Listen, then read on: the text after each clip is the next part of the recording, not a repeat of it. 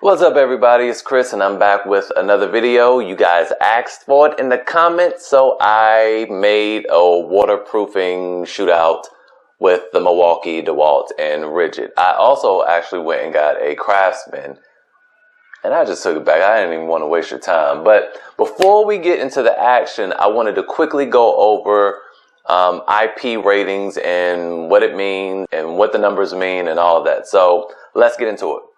So as you can see right here, IP, first of all, stands for ingress protection. All right, ingress means stuff getting in, egress means getting out. All right, so ingress protection is what IP stands for. And when you see the numbers, and they have an example here, IP68. So we typically see the numbers, people like to say, oh, it's IP65, IP67. It's not 67. It's not one number. It's actually two individual numbers, and each column means different things. So the first digit is for solids and solid protections, and the second digit is for liquid protection. Now 6 is the highest you can go for solids, and really 9 is the highest you can go for liquid. 9 is, I believe it's like steam jets, but for most average items, 8 will be the highest number. Now let's go through the numbers, because what we'll find in this test, the Milwaukee and the DeWalt are rated IP65, and the Ridgid actually has no rating. It just says water resistant. That'll be interesting to test up against the other two.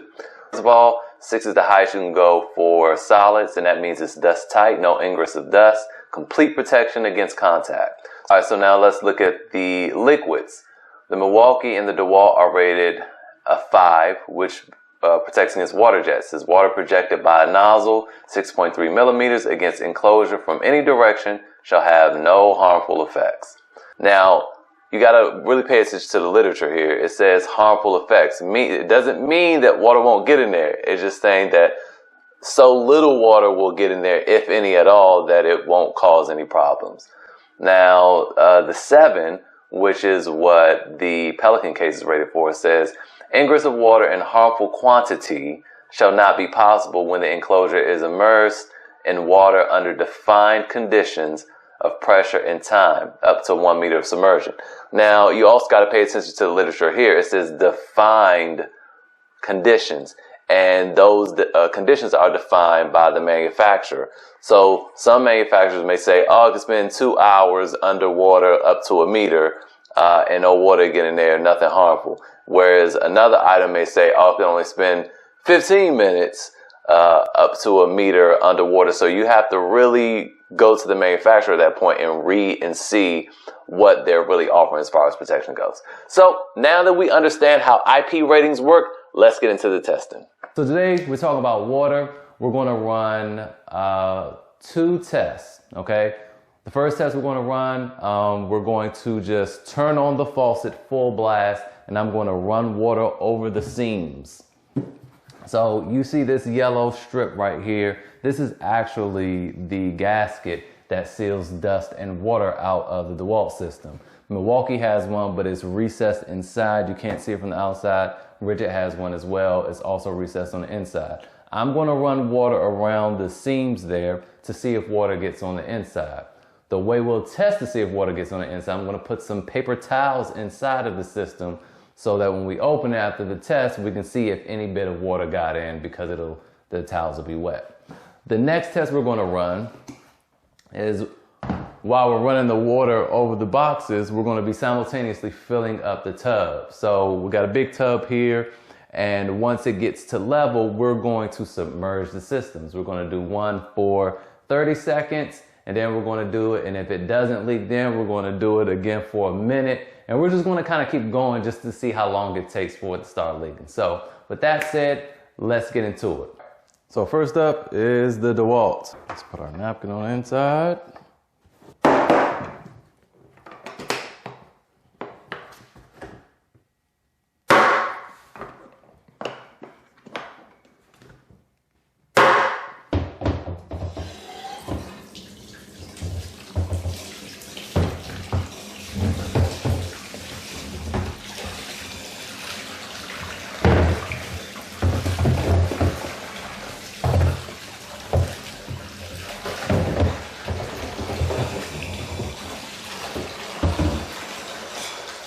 All right, let's see how it did.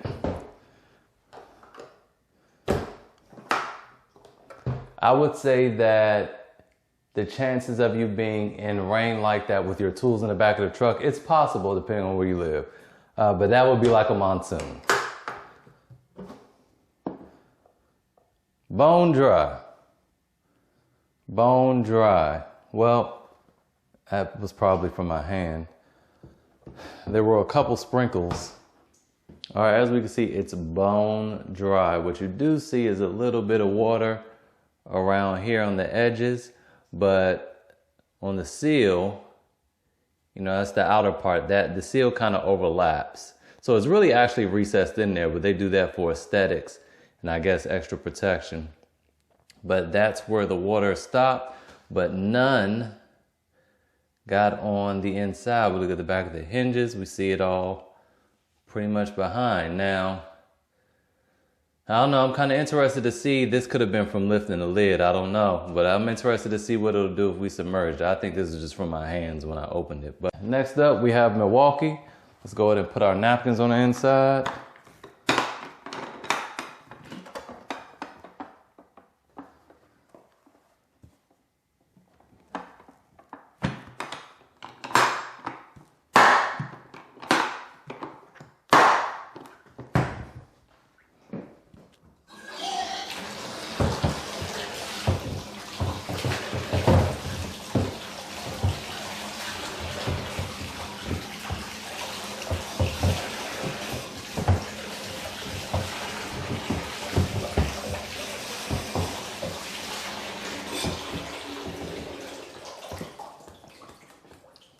That was much easier to do because I could just grab these little corners here.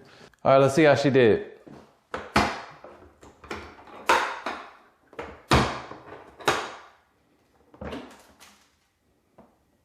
Oh! Wow.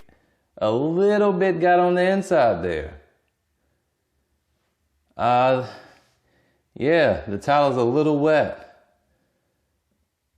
A little bit got on the inside, and it came from the rear hinge. Everything else seems to be dry except for there in the corner. Huh. Oh yeah. Oh, no. It's really wet back there. Oh, wow. Okay. There you go. That's the Milwaukee. I'm a little shocked, actually. I'm not gonna lie to you. Next up, we have the Ridgid.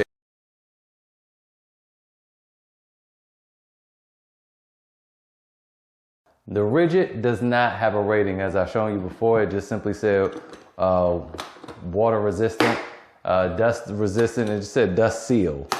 So I'm kind of thinking this will leak, but let's see.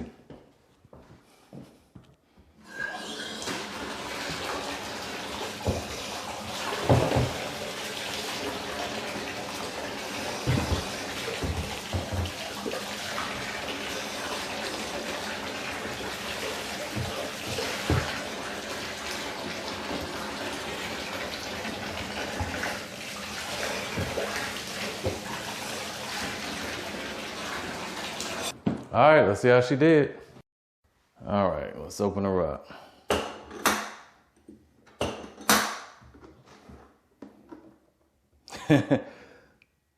Nothing. I mean, kind of like the DeWalt, we just have a little something on the edge there, but it didn't get past this lip.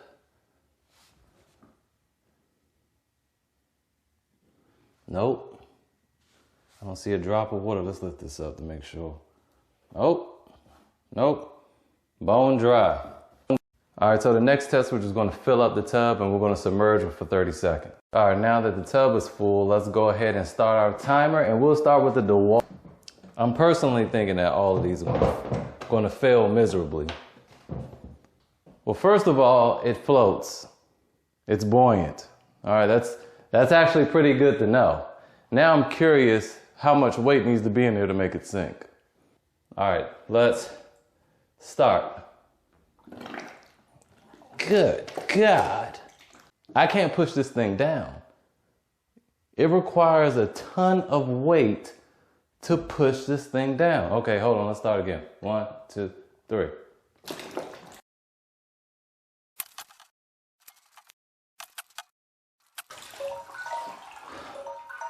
Let's see how she did.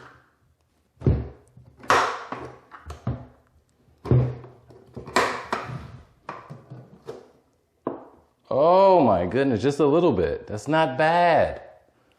That's, okay, this is actually super soaked. Not super soaked, but that wasn't bad for being underwater for 30 seconds. Not bad. It didn't fill up. Not bad. I would say this exceeds its rating. All right, next up we have Milwaukee. And I got some gloves this time because that water was freezing cold. So there's our dry towel, just a smaller piece this time because after the rain test, or the monsoon test I'd say, I'm not feeling too confident. First, let's see how buoyant it is. It also floats. All right, let's set our timer.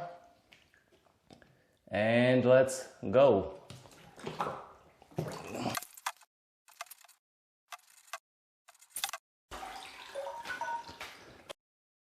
All right, let's see how she did.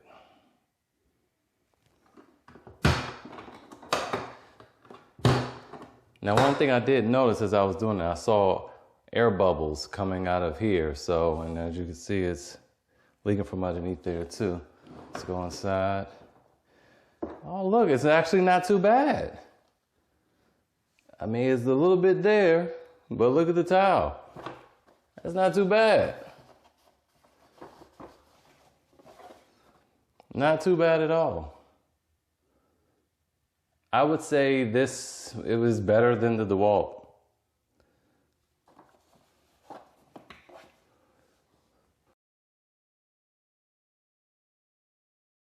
Couple things to note. The water is puddling there. It's a nice puddle there. Quite a bit actually. I'm not sure. There's a lot of water in there. I'm not sure where that goes. No, it's just a pocket. All right, last up we have the Ridgid, and it has the original napkin from before. Open up the timer. I'm gonna get my gloves, but first let's see how buoyant it is. Very just like the others.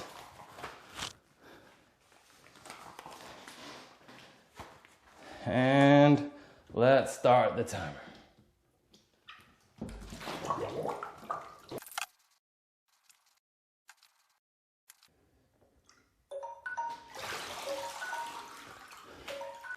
Oh, it's not good. It's not good. While I was under there, I felt some air bubbles. So this is not good. This is not going to be a good one. I could hear the water in it already. So we're going to open it up here. All right, so I'm opening up this one from a different angle because as I was shaking it dry, I could hear the water on the inside. So I don't want to do this on the floor. Wow. There is a lot of water in here. This is completely soaked. As I was holding it underwater about 15 seconds in, yeah, that's a lot. Check this out. About 15 seconds in, air bubbles started to come up from the left side, and I knew water was going in. So there you have it. So what does all this mean? Not a whole lot. All three boxes are going to protect your equipment, whatever you have in them, under normal situations. If you have them in the back of your pickup truck and it's raining really hard, all of them should protect. And I say should because I'm really surprised that the Milwaukee let some water get in during the monsoon test. I really am I'm surprised by that. But under normal circumstances, you know, all the boxes are going to protect. And as far as them being submerged, first of all, if your boxes somehow get submerged underwater in a lake or a pool or something, I think you probably have bigger issues to address. But, you know, the surprising thing with this test, and this is why I actually like running them, is I found out that they were very buoyant and they float. So again, and if you guys think that I'm playing when it comes to trying to push that thing down the water, you take your box, you empty it out, and you try to push it down in a tub. You'll see exactly how hard it is. Now, what I'm curious to see is how much weight it will require to make those bad boys sink. Now, that I don't have the capabilities of doing. You really need a pool to run that type of test, and I just don't have that. Maybe that's something for Project Farm. But you guys let me know. What case would you pick? To me, I think overall, DeWalt offers the best value proposition. Anyway, I hope this video was helpful. I want to thank you all for supporting the first video I released on this, and I wanted to get this out because of all the love and the reception that I got for the first one. So again, thank you guys very much. This is a financial channel, and my goal with it is to try to help you guys save money and make money. But in order to make money, the first thing you want to do is save money on your everyday expenses and on your monthly expenses. So we'll get into some more money-making videos later on. I got a whole lot of them. But I want to thank you guys again, and I'll see you next time.